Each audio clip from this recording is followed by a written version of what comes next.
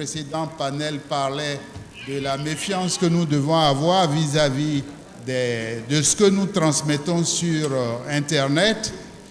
Parfois, moi, je me demande aussi si ce n'est pas un travail à la Sisyphe, parce que vous avez effacé des photos il y a 1 an. L'année prochaine, ces photos vous reviennent en disant « Voilà ce que vous avez fait le 22 novembre 2021 », alors que tu te rappelles que tu as déjà effacé cette image. Donc, ça veut dire que Sisyphe nous tient. Maintenant, il faut qu'on trouve des versions africaines et contemporaines du Sisyphe. De Sisyphe. Alors, ce que j'aimerais donner en introduction, c'est une blague qu'on raconte sur Mark Zuckerberg, le grand patron de Facebook. On raconte qu'il arrive à Paris, il est dans un Starbucks, qui est un restaurant un peu américain, et il s'installe à une table à côté de quelqu'un. Le serveur lui demande sa commande, il répond « Pour moi, ça sera une bière, et pour Patrick, à côté de moi, qui a 26 ans, qui sort juste du bureau où il vient se disputer avec son chef, ce sera une pizza végétarienne, comme d'habitude, avec un Coca zéro. Attention, il est allergique aux olives et n'aime pas la cuisine trop salée. » Alors Patrick ne connaît pas Marc, et Marc sait déjà tout de Patrick, juste parce qu'il est Facebook, et Facebook sait une partie de ce que nous voulons ou de ce que nous ne voulons pas, parce que les algorithmes ont travaillé et nous ont mis dans une situation je ne sais pas, de transparence qui peut poser la question de la protection des données, mais qui pose aussi le problème de notre vulnérabilité chaque fois que nous croyons avoir du pouvoir sur nos machines. Donc, c'est la contribution un peu théorique que je voudrais apporter en guise d'introduction à cette séance qui doit être brève, et nous sommes tombés d'accord pour que nous donnions la parole de préférence aux plus jeunes, selon 2 modalités, 2 rites. Le premier rite consiste pour chacun ou chacune à nous dire quels sont les faits qui se sont révélés à chacun et à chacune, qui permettent de dire qu'il y a du feu dans les réseaux sociaux, il y a des tensions, il y a des conflits, sinon il y a de la guerre, et que nous avons besoin de pacifier. Quels sont les faits que vous avez pu noter et qui permettent de valider la thèse qui est contenue dans notre thématique, qui consiste à dire qu'il faut pacifier les réseaux sociaux. Alors, en seconde part, la question qu'on va poser, c'est quelle est la parade que chacun peut imaginer. Mais pour ne pas qu'on s'installe dans un monologue, on va passer la parole à la plus jeune. Ensuite, ça sera la cadette. Et je pense que c'est Zoré qui va être le 3e intervenant. Et ça sera vous. Alors, la plus jeune s'appelle Elali Kwasi. Elle est chargée de projets et de programmes à l'Union nationale des blogueurs de Côte d'Ivoire. Elle est passionnée, évidemment, par tout ce qui est blog, et elle fait aussi de la médiation pour l'insertion socio-professionnelle des jeunes Ivoiriens. Elle est web activiste et je pense qu'elle a toutes les compétences requises pour prendre la parole ici et maintenant. La suivante, c'est Rita Pascal Kwamina. Elle est également mordue par le virus du blog et elle a créé son premier blog en 2016. Et elle a fondé en 2018 une ONG Femmes, dite Femmes Autonomes Espoir de Demain. C'est une organisation qui œuvre pour le bien-être non seulement de la femme, mais des enfants. Elle est juriste, communicatrice, spécialiste des droits de la femme et je pense aussi des droits de l'homme. Ensuite, Zoré, normalement, on ne devait plus le présenter. Il est fondateur et directeur de publications qui sont connues et qui ont eu beaucoup de succès, dont une publication de bande dessinée. Il a monté ensuite un magazine, Allopolis, et il a créé une maison d'édition qui s'appelle Biche Édition, et lui-même est directeur du festival. Au départ, c'est un dessinateur qui a fait ses débuts à Fratmat après avoir fait l'INSAC. Il a monté aussi des studios, dit Studios Zohoré, et il est membre de plusieurs jurys au plan mondial dans le domaine de la publicité. Le quatrième, c'est le lieutenant-colonel Ali Samassi. Il est spécialiste de sécurité basé sur l'informatique. C'est un militaire qui a travaillé pour la gendarmerie, pour l'armée et la police au ministère de l'Intérieur, et il a également eu des actions dans le domaine de la sécurité sociale. Il est spécialiste des technologies numériques et notamment des open source. Je pense que c'est très important pour notre propos parce que c'est des domaines où d'emblée il y a une certaine liberté qu'on peut définir et pour lesquels il y a des espaces à élargir. Donc, en matière d'investigation numérique, il est la personne la mieux placée pour attirer notre attention sur les aspects, tout à l'heure je lui dirais qu'on va dire aspect juridique, parce qu'il représente la loi, même si la loi va souvent avec la nécessaire répression. Donc, s'il faut passer à la répression, il sait comment le faire. Donc, sans plus tarder, je voudrais maintenant passer la parole à la plus jeune, comme je l'ai dit. Et vous avez 5 minutes pour cette première prise de parole. Et puis ensuite, on passera à votre petite grande sœur. Bonjour tout le monde. Comme le disait tout à l'heure notre modérateur, je suis Eulalie Kwasi. Ce qu'il a oublié de dire, c'est que je suis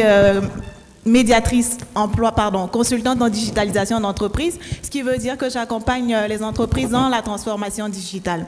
Ce qui me vaut aujourd'hui l'honneur d'être face à vous ce matin. Alors, quels sont les faits qu'on pourrait énumérer justement quand on parle, parce qu'on parle d'hygiène, de tout ce qui est, potable sur Internet. Et quand on parle de ça, ça veut dire que forcément, il y a des choses qui ne le sont pas. Et ce qu'il faudrait savoir avant tout propos, c'est que ce qui est sur Internet, c'est d'abord ce qui est dans la vie réelle. Et ce qui est dans la vie réelle, c'est tout ce qu'on va faire de négatif. Entre autres, le racisme. On sait tous ce que c'est que le racisme. Et quand on transfère ce racisme-là sur les réseaux sociaux, on va parler de faits négatifs. On peut parler également de xénophobie. Donc, on n'est pas de la même ethnie ou de la même nationalité qu'une personne. On va parler également de xénophobie. Donc, on pourrait avoir des comportements sur Internet qui pourraient justement être vus comme négatifs parce que on traite une personne qui est d'une nationalité différente que nous négativement. Aussi, on pourrait énumérer le tribalisme. Donc, la tribu, c'est pas notre tribu, on fait des posts où on partage un post d'une personne qui dit des choses sur une autre tribu qui n'est pas positif. La discrimination raciale. Donc, la race est blanc, noir, tout ce que vous voulez. Ensuite, la discrimination religieuse. Et c'est ce qui, aujourd'hui, est de plus en plus remarqué sur les réseaux sociaux en termes de discours de haine. Donc, X est d'une religion qui est différente que la mienne. Et je veux faire des commentaires, mais je n'utilise pas la bonne méthode, le bon ton, les bons mots. Et donc, on va parler de discours de haine en rapport avec la religion. Et ces éléments que je viens de vous énumérer sont les socles, en fait, qui vont justement nous amener, si vous voulez, les éléments principaux qui vont être les noyaux des discours qu'on pourrait avoir, donc les discours de haine. En général, les personnes le font sans s'en rendre compte, sans savoir même qu'elles sont en train de proférer des discours de haine.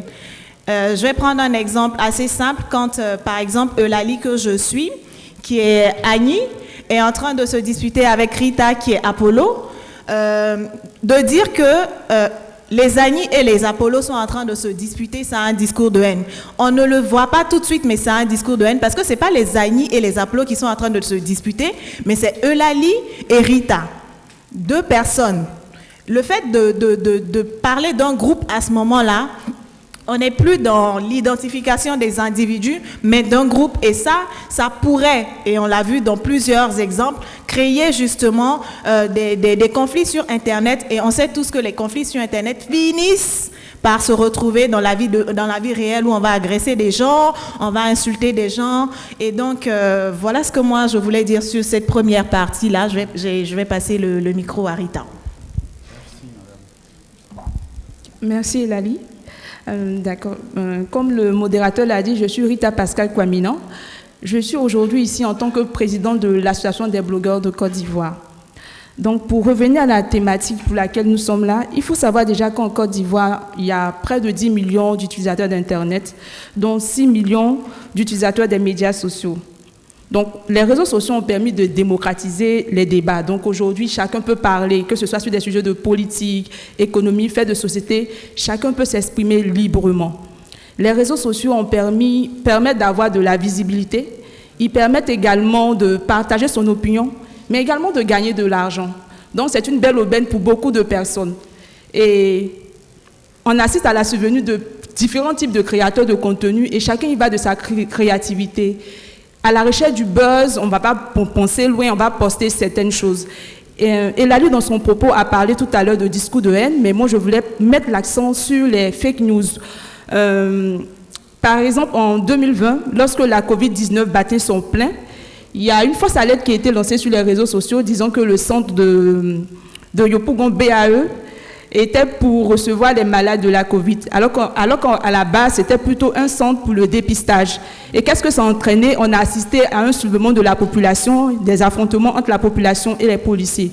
C'est pour dire que les réseaux sociaux peuvent avoir une incidence sur le bien-vivre, sur la cohésion sociale. Donc, il va falloir faire attention à tout ce qu'on fait sur les réseaux sociaux. Pour beaucoup de personnes, les réseaux sociaux, c'est un no man's land. Il n'y a pas de cadre juridique. Je suis derrière mon smartphone, je suis mon petit roi, je peux dire ce que je veux, je peux faire ce que je veux. Mais les gens se leurrent parce qu'il y a bien un cadre juridique qui encadre l'utilisation des réseaux sociaux en Côte d'Ivoire et d'ailleurs dans tous les pays.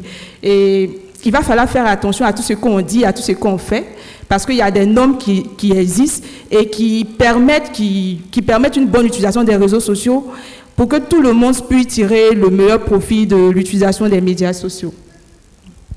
Merci beaucoup.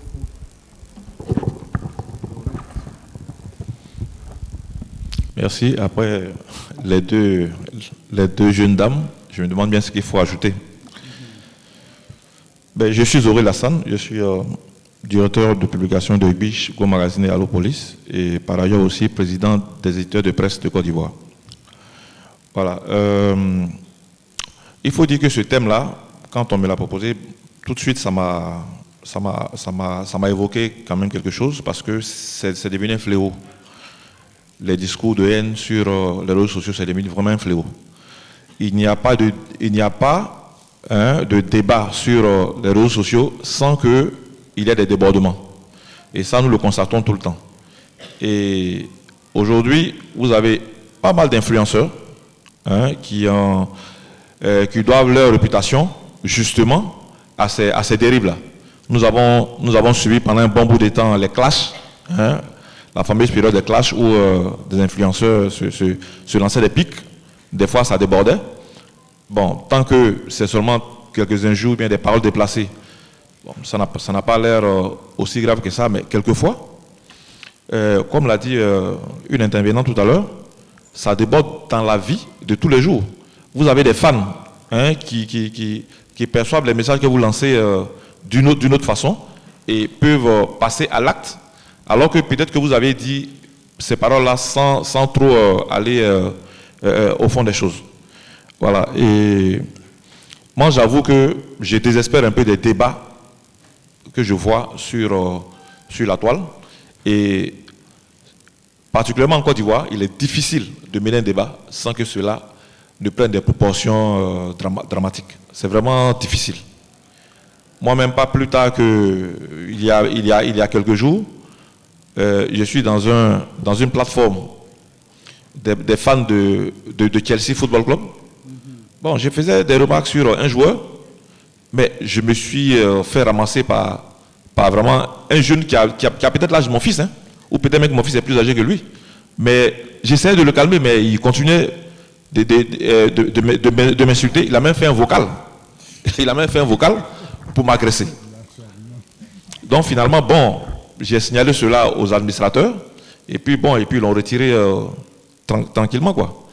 Mais l'un des faits qui a failli créer un incident diplomatique dû à ces choses-là, c'est quand je ne sais pas si elle est blogueuse ou elle est influenceuse, a publié une vidéo, je crois, qui a ses origines au Niger, et cette dernière a fait croire que c'est des Ivoiriens que des Nigériens étaient en train de frapper. Donc, elle a relayé cela sur les réseaux sociaux et elle a demandé de partager. En un rien de temps, ça a pris des proportions inqualifiables. Et puis, à Bobo, on a vu des attaques de cette communauté-là, la communauté nigérienne, des attaques de la communauté nigérienne, leur commerce saccagé et tout ça, justement à cause de ce poste que cette dernière a fait. Je vais dire, en publiant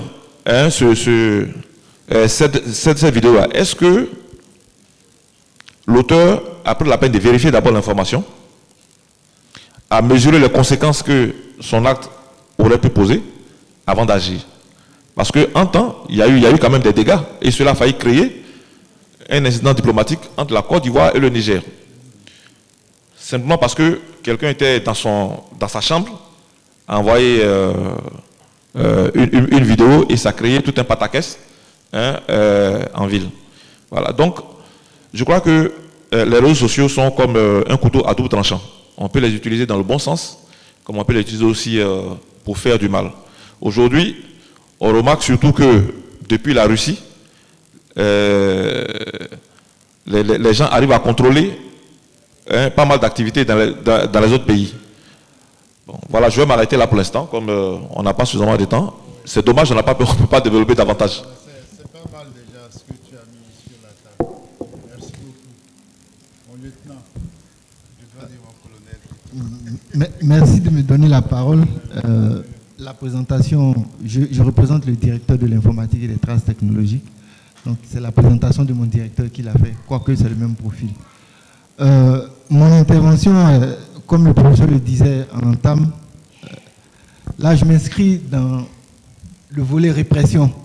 Je suis de la police et donc je viens intervenir sur le volet répression. Et il y a le procureur Adou Richard qui disait le 30 octobre dernier, je suis sur les réseaux sociaux. La police nationale, dans le prolongement, la police nationale, la direction de l'informatique et des traces technologiques, mène une veille technologique 24 heures sur 24. Et dans les propos précédents, ils ont touché deux faits où nous avons intervenu directement. La première, sur l'établissement qui faisait les tests Covid. L'individu qui a été arrêté a été interpellé par nos services. Donc, pour vous dire que d'un élément réel, je vous donne les faits réels. L'autre intervention sur la jeune fille qui a fait un direct sur les Nigériens, c'est encore la DITT qui l'a interpellée. Et je vais m'appesantir sur l'interpellation de cette dernière qui, lors de son audition, dit que je ne savais pas que je faisais du mal. Simplement. Et ses enfants qui étaient avec elle, une de 14 ans, 16 ans, le matin, leur mère vient d'être interpellée, elle va aller en prison comme ça, aussi simplement. Donc de façon pédagogique, je veux juste me mettre sur des faits et des éléments sur lesquels les Ivoiriens, les populations doivent faire attention. L'État de Côte d'Ivoire a pris des mesures, les lois existent, les intervenants passés l'ont signifié. La loi 2013 relative à la lutte contre la cybercriminalité, la loi relative aux données à caractère personnel, la loi sur les transactions électroniques, sont des lois qui existent depuis 2013 et qui fondent, j'ai envie, le corpus juridique qui permettent à la PLCC de poursuivre et de déférer les individus qui sont présumés auteurs d'infractions vers le parquet. Il faut que les Ivoiriens, les populations sachent que le monde du numérique n'est pas un monde de non-droit. La première intervenante a dit les mêmes choses que nous faisons dans le monde physique, c'est ces mêmes éléments qu'on a déplacés dans le monde numérique. Sauf que le législateur en Côte d'Ivoire a doublé les peines pour les mêmes infractions. Vous faites de la diffamation dans le monde physique, si la peine est de 2 mois, si vous faites de la diffamation sur les réseaux sociaux, vous allez avoir 4 mois. Parce que l'impact est beaucoup plus grand et les conséquences sont beaucoup plus graves. Donc faisons attention. On va continuer le débat après.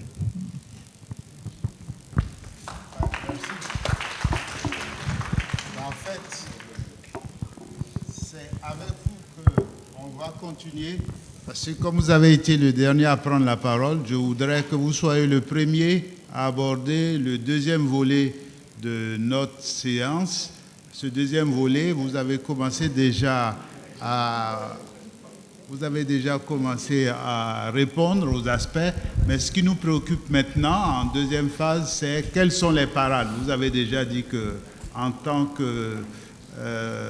qu'acteur de la répression, vous mettez en place des parades, mais est-ce qu'au plan de l'imagination, on a commencé par évoquer la question de l'imagination, vous avez imaginé de nouvelles formes d'intervention?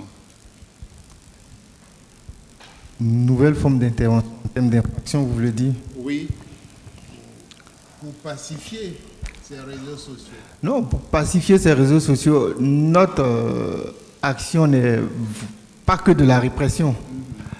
Et c'est l'objet aussi de notre présence ce matin sur ce panel, c'est de la sensibilisation. Notre objectif, c'est d'éviter au maximum d'interpeller, d'arrêter des jeunes Ivoiriens, des jeunes Ivoiriennes, des personnes et les déférer devant le parquet.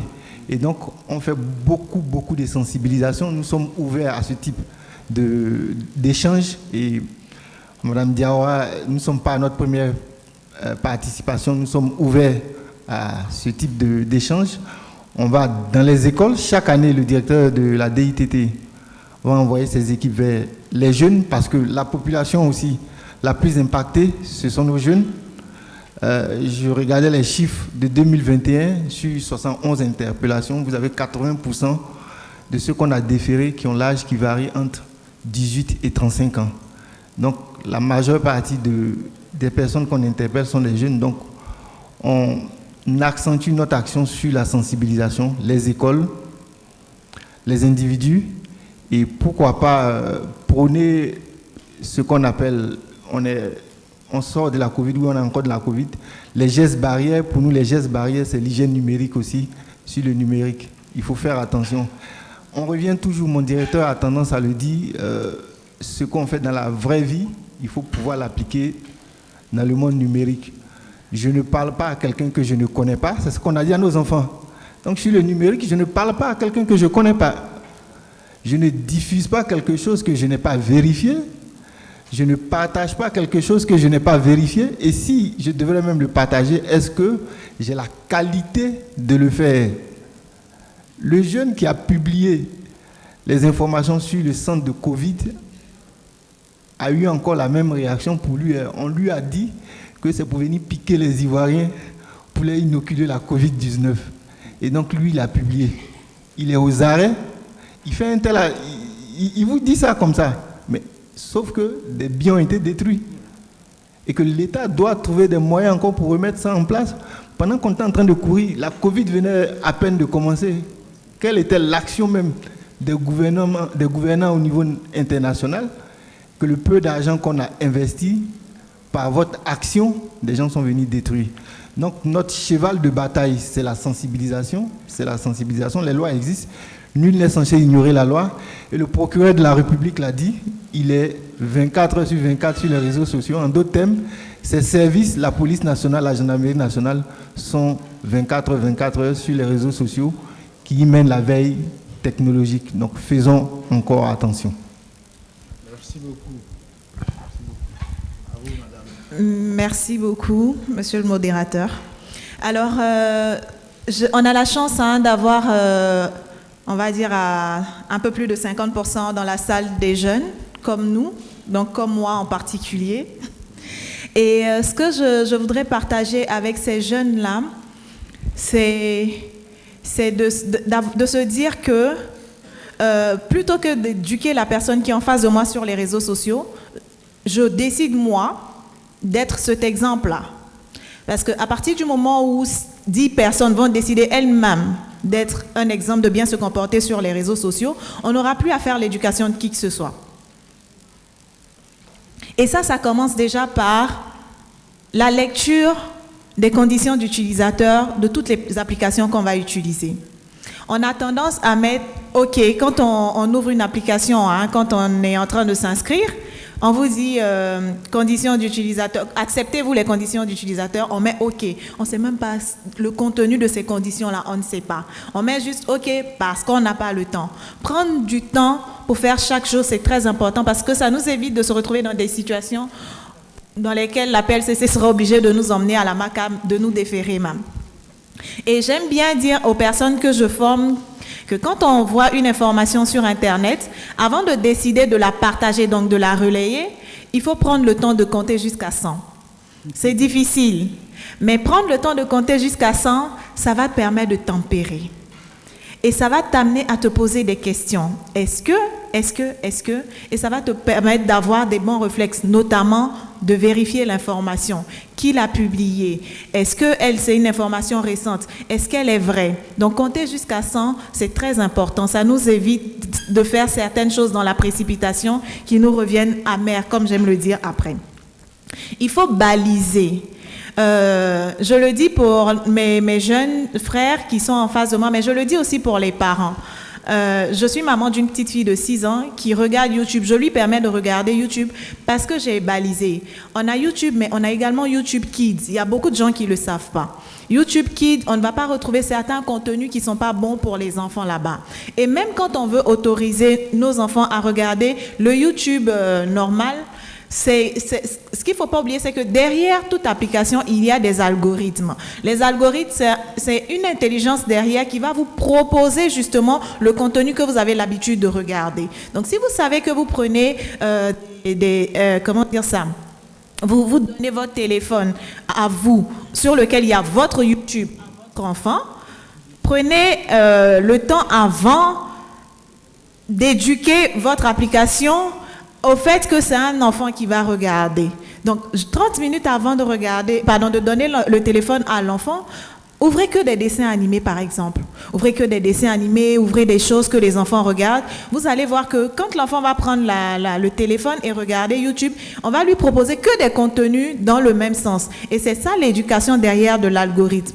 C'est pareil pour toutes les applications que vous utilisez. YouTube, LinkedIn, Snapchat, toutes les applications. Prenez l'habitude de regarder des choses qui ont du sens. Quand vous allez passer votre temps à regarder des documentaires, à regarder des informations, à lire des articles d'éducation et de formation, naturellement, c'est ce que quand vous allez aller sur Facebook, c'est ce qu'on va vous proposer. On ne va pas vous proposer des buzz de X qui est venu prendre le micro pour dire on vous propose ça parce que c'est ce que vous regardez. Et c'est une intelligence, c'est pas un être humain. Un être humain, à un moment donné, il peut se dire non, c'est pas bon. C'est un robot, c'est une machine. Vous êtes habitué à regarder des buzz, des clashs, c'est ce que l'application va vous proposer. Donc derrière, c'est à vous de mettre des balises, d'éduquer les différentes applications que vous utilisez. Ensuite, avoir des bons réflexes quant à la sécurité même de vos applications. Aujourd'hui, on ne parle plus de mots de passe, mais plutôt de phrases de passe. J'aime bien dire, il y a des phrases qui sont banales, mais qui sont vraies. Moi, par exemple, j'aime manger le plat Cali. Donc, sur mes applications, en mot de passe, je peux mettre « j'aime manger le plat quali ». Ça, c'est une vérité qui ne va jamais changer. J'aime manger le plat quali. Donc, je ne vais pas oublier que j'aime manger le plat quali. Je sais aussi qu'une phrase commence par une lettre majuscule et se termine par un point. Maintenant, mon plat quali, là, je peux décider de mettre un arrobase à la place du A, je peux décider de mettre un Y à la place du... C'est moi qui décide de comment est-ce que je formule cette phrase-là, de sorte à ce que ce soit un peu plus complexe pour les pirates, justement, de me pirater. Mais cette phrase-là est une phrase vraie qui est dans mon quotidien, qui est tous les jours.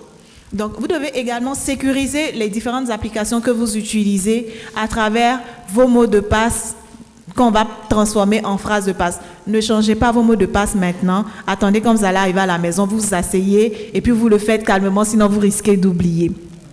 Et pour terminer, je voudrais dire qu'il faudrait que chacun de nous se responsabilise. Chacun de nous se responsabilise, c'est-à-dire que je décide d'aller regarder, parce que ces informations de la PLCC, avec les montants des amendes et le nombre d'années que tu feras en prison quand tu fais certaines choses, c'est libre d'accès partout sur Internet. Donc, si tu veux savoir, va regarder. Quand tu vas voir que, par exemple, pour la diffamation, je pense, tu as entre 5 mois, et vous me direz si je me trompe, et 5 ans, et une amende la diffamation, c'est entre 1 an et 2 ans à faire en prison, avec une amende de 5 à 10 millions. Quand tu vas penser à ce montant qui peut financer ton projet, je pense que tu vas réfléchir à 2-3 fois avant justement de faire certaines choses. Donc ces informations-là sont partout sur Internet et c'est à ça que Internet devrait servir. Nous former, nous éduquer, parce que Internet offre beaucoup d'opportunités aujourd'hui, à nous de savoir les saisir. Je vous remercie.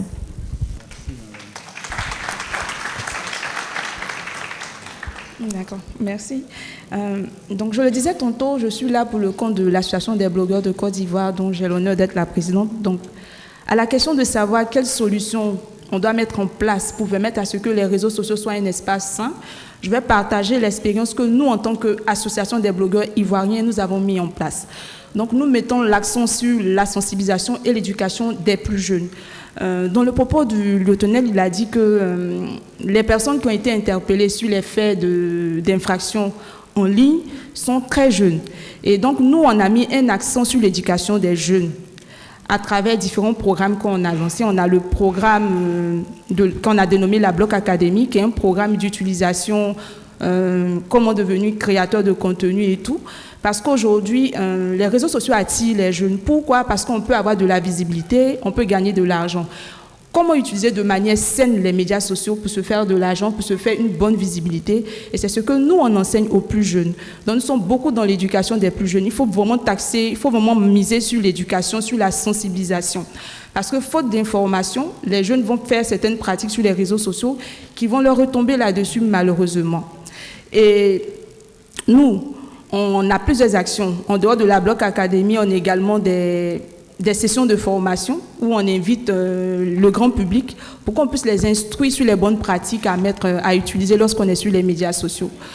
Le petit conseil que je pourrais donner pour conclure, il faudrait que les jeunes sachent que Internet ne sert pas juste à se divertir, malheureusement. Madame Elali Kwasi est là, moi également. On gagne notre vie grâce au digital. C'est pour dire qu'on peut faire de bonnes choses grâce au digital. Donc, c'est une opportunité qui est là pour les jeunes. Il faut savoir la saisir. Internet sert aussi à se former. Il y a plein de lois qui existent en matière d'utilisation des médias sociaux. Et on le dit, nul n'est censé ignorer la loi. Allez-y sur Internet, tapez les informations que vous voulez, informez-vous sur les lois en vigueur en Côte d'Ivoire pour savoir comment vous devez utiliser les réseaux sociaux. L'autre conseil que je pourrais donner, c'est de faire attention à ce qu'on partage. Parce qu'aujourd'hui, ce n'est pas seulement la personne qui poste le contenu qui est mauvais qui peut se faire interpeller. Même celui qui partage également est passible d'une sanction pénale. Et voilà. Donc, il faut faire attention à ce qu'on partage, à ce qu'on poste aussi sur les réseaux sociaux. Il faut vérifier le contenu qu'on poste. il faut vraiment faire attention parce que beaucoup de personnes, dès qu'ils voient une information, automatiquement, ils repartagent l'information. Et demain, on se retrouve à propager la mauvaise information, on se retrouve au centre d'un cercle vicieux. Malheureusement, on n'a pas pesé les conséquences de notre acte. Donc, vérifiez chaque information que vous devez poster. Le fact-checking est très important. Il faut éviter de poster tout ce qu'on voit, tout ce qu'on entend sur les réseaux sociaux. C'est très important. Merci.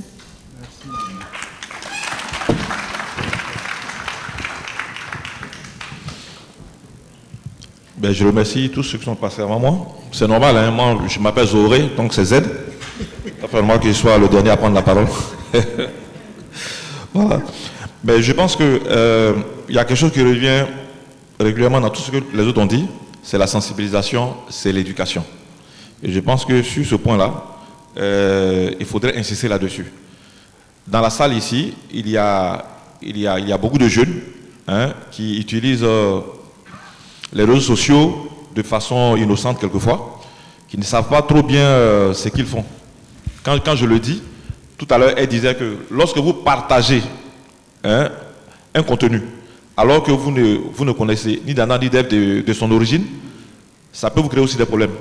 Ce n'est pas la personne, c'est pas seulement la première personne qui a posté ce contenu-là qui est condamnable. Vous qui avez été le relais pour diffuser ça partout, vous êtes aussi coupable. Donc, sachez que la loi vous punit pour ça aussi. Voilà. Internet, c'est comme la vie de tous les jours. Ce matin, vous saviez par exemple que vous devez venir au Palais de la Culture pour assister à cette conférence-là, à l'ouverture de Africa Web Festival. Donc, ça veut dire qu'en sortant de chez vous, vous avez fait votre choix. Vous vous êtes levé, vous avez pris votre véhicule, ou encore avec des amis, vous êtes rendu ici. Ben, Internet, c'est la même chose. Lorsque vous y allez, sachez ce que vous allez faire. Sachez ce que vous allez faire. Parce que il peut y avoir n'importe quoi sur Internet et il peut y avoir aussi de bonnes choses. Si vous voulez apprendre, vous n'avez pas besoin même d'un répétiteur ou d'un professeur. Vous pouvez tout avoir sur Internet. Si vous voulez aussi faire n'importe quoi, si vous voulez la liste des fumoirs d'Abidjan, Internet peut vous donner ça aussi. Peut-être sur le dark web.